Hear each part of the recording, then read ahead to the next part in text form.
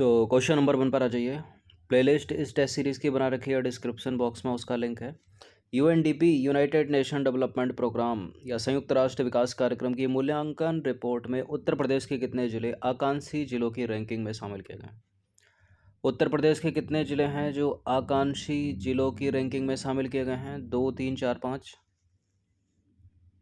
उत्तर प्रदेश के 3 जिले हैं जो आकांक्षी जिलों की सूची में जो है या रैंकिंग में शामिल किए गए हैं यूएनडीपी की रिपोर्ट में। तो संयुक्त राष्ट्र विकास कार्यक्रम की ओर से जारी एक स्वतंत्र मूल्यांकन रिपोर्ट में आकांक्षी जिलों की रैंकिंग में उत्तर प्रदेश के 3 जिले शामिल किए गए हैं। उत्तर प्रदेश के चंदौली जिले को दूसरा, उत्तर प्रदेश के सोनभद्र को चौथा और उत्तर प्रदेश के फतेहपुर जिले को 7वां स्थान प्रदान किया गया है। और इस रिपोर्ट में जो प्रथम स्थान पर जिला है वो है झारखंड का रांची, जो इसकी कैपिटल भी है झारखंड की। ठीक है, इंपॉर्टेंट है, याद रखिएगा। क्वेश्चन नंबर 2 पर आ जाइए। निम्नलिखित कथनों पर विचार करेंगे, 2 स्टेटमेंट के साथ बताइए कौन सा करेक्ट है। वित्त वर्ष 2021-22 के केंद्रीय बजट में सतत विकास लक्ष्य 6 के अंतर्गत सभी शहरों के सभी घरों में नल के माध्यम से वर्ष 2026 तक जल का कनेक्शन पहुंचाने के लिए जल जीवन मिशन शहरी की घोषणा की गई और इस योजना के क्रियान्वयन हेतु 2,87,000 करोड़ रुपए का प्रावधान किया गया है। तो यार 26 तक है या 25 तक है? धनराशि तो करेक्ट है, 2,87,000 करोड़ रुपए है। जल जीवन मिशन शहरी बिल्कुल वर्ष 2026 तक।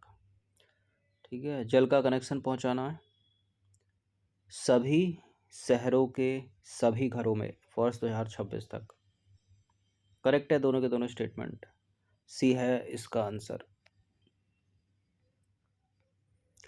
क्वेश्चन नंबर 3 पर आ जाइए। नीति आयोग द्वारा जारी हाल ही में एसडीजी इंडिया इंडेक्स और डैशबोर्ड का तीसरा संस्करण जारी किया गया है। इसमें प्रथम स्थान पर कौन सा राज्य रहा, बता रहा आपको।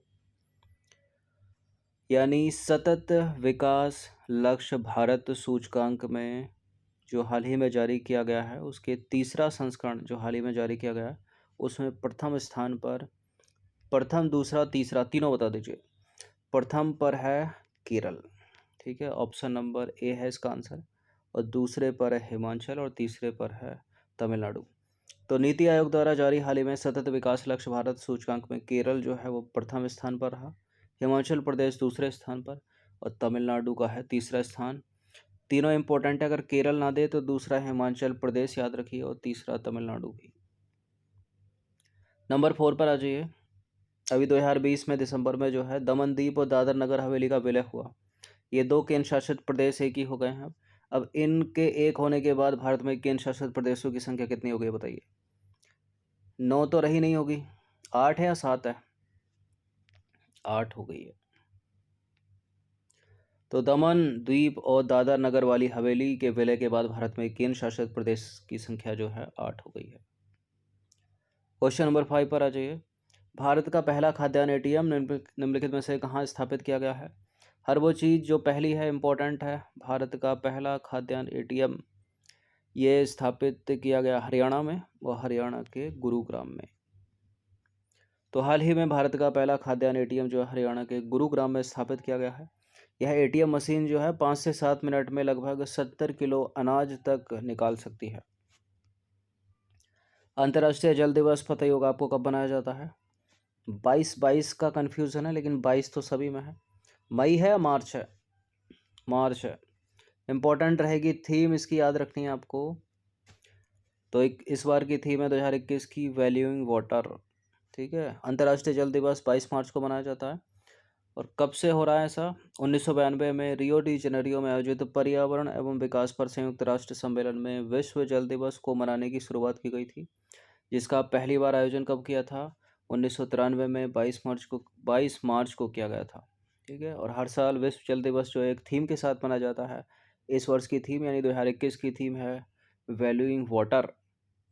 ठीक है, इसका लक्ष्य है पानी को, लोगों तक पानी के महत्व को समझाना। ठीक है, लोगों को पानी का महत्व समझाना। क्वेश्चन नंबर 7 पर आ जाइए। उत्तर प्रदेश सरकार ने निम्नलिखित में से कहाँ राजा सुहेल देव की याद में स्मारक बना रही है? कहाँ बना रही है? राजा सुहेल देव की याद में स्मारक बहराइच में बना रही है। तो उत्तर प्रदेश सरकार बहराइच में राजा सुहेल देव की याद में जो है एक स्मारक बना रही है, जिसका फरवरी 2021 को प्रधानमंत्री मोदी के द्वारा शिलान्यास किया गया।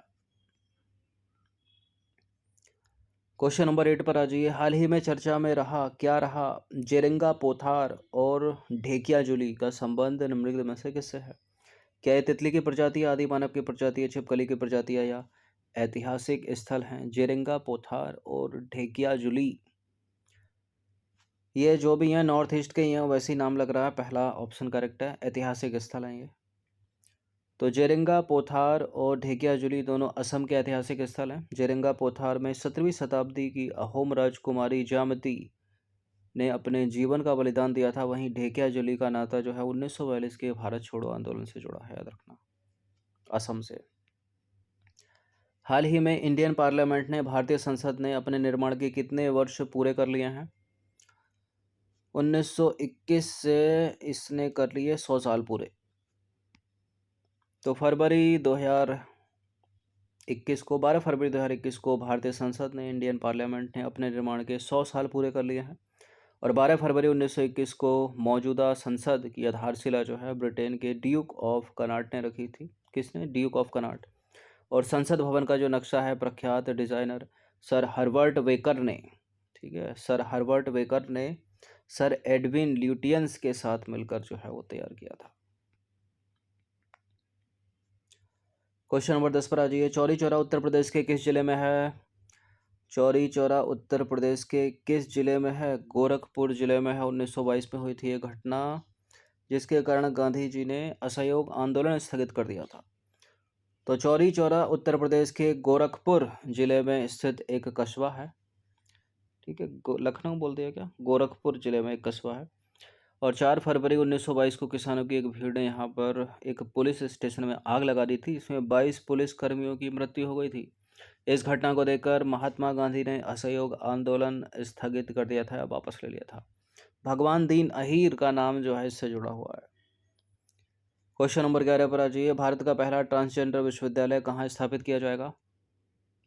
भारत का पहला ट्रांसजेंडर स्थापित किया जाएगा, जिसकी ये परीक्षा हो रही है, मतलब उत्तर प्रदेश में। और उत्तर प्रदेश में भी कहाँ पर, थोड़ा डीप लेकर पूछ लेगा तो आंसर क्या है? कुशीनगर। तो भारत का पहला ट्रांसजेंडर विश्वविद्यालय उत्तर प्रदेश के कुशीनगर जिले में स्थापित किया जाएगा। यह विश्वविद्यालय अखिल भारतीय किन्नर शिक्षा सेवा ट्रस्ट के तत्वाधान में बनाया जाएगा। अखिल भारतीय किन्नर शिक्षा सेवा ट्रस्ट, याद रखिएगा। 12वां प्रश्न है, आर्कटिक परिषद की स्थापना निम्नलिखित में से कब हुई थी? आर्कटिक परिषद की स्थापना सन 2000 से तो पहले ही है, 1996 में हुई थी। तो आर्कटिक परिषद आर्कटिक देशों के साथ साथ आर्कटिक के देश समुदाय तथा अन्य आर्कटिक निवासियों के बीच सहयोग, समन्वय और परस्पर अनुक्रिया को उत्प्रेरित करने हेतु एक उच्च स्तरीय अंतर सरकारी निकाय है। इसकी स्थापना हुई थी वर्ष 1996 में ओटावा घोषणा के जरिए। क्वेश्चन नंबर 13 पर आ जाइए। हाल ही में चर्चा में रहा लियाओगैंग शहर जो है निम्नलिखित में से किस देश में है? लियाओगैंग शहर निम्नलिखित में से, इसकी नाम की भाषा को देखकर लग रहा है कि किसी का भी हो सकता है इनमें से। ये है वैसे चीन का, ठीक है, चीन। तो हाल ही में चीन और रूस में जो है नाभिकीय सहयोग हेतु चीन के पूर्वोत्तर जियांगसू प्रांत के लियाओगैंग शहर में नाभिकीय ऊर्जा संयंत्र का उद्घाटन किया गया है, ठीक है। यह नाभिकीय ऊर्जा के सहयोग हेतु चीन और रूस के बीच सबसे बड़ा प्रोजेक्ट है। कहाँ पर? लियाओगैंग शहर में, चीन के। नंबर 14 पर आ जाइए। निम्नलिखित कथनों पर विचार करेंगे। पहला स्टेटमेंट क्या? केंद्रीय मंत्रिमंडल ने दिसंबर 2020 में एस्तोनिया, पराग्वे और डोमिनिकन गणराज्य में भारतीय मिशन स्थापित करने की मंजूरी प्रदान की। पराग्वे जो है वो साउथ अमेरिका के दक्षिण मध्य में स्थित एक लैंडलॉक्ड कंट्री है। पराग्वे या उरुग्वे? देखिए, दक्षिण अमेरिकी महाद्वीप के दो ही तो देश स्थल अवरुद्ध देश हैं, लैंडलॉक्ड कंट्री हैं। एक है पराग्वे और दूसरा है बोलीविया, इसलिए करेक्ट हो जाता है पहला स्टेटमेंट। और केंद्रीय मंत्रिमंडल बिल्कुल दिसंबर 2020 में एस्तोनिया, पराग्वे और डोमिनिकन गणराज्य में भारतीय मिशन स्थापित करने को मंजूरी दी। ये दोनों के दोनों सही है, सी है इसका आंसर। क्वेश्चन नंबर 15 पर आ जाइए। साहेल क्षेत्र निम्नलिखित में से किस महाद्वीप में स्थित है? आतंकवाद की घटनाओं के बढ़ जाने के कारण चर्चा में रहा यह साहेल क्षेत्र। यूपीएससी का फेवरेट है 2014-15 से। अफ्रीका में है ये, ठीक है, अफ्रीका कॉन्टिनेंट में। तो साहेल क्षेत्र अफ्रीका महाद्वीप में स्थित 3860 किलोमीटर लंबे आर्क के समान सहारा रेगिस्तान से सटे दक्षिण में अवस्थित है। साहेल क्षेत्र में आतंकवाद बढ़ने के कारण हाल ही में ये चर्चा में रहा।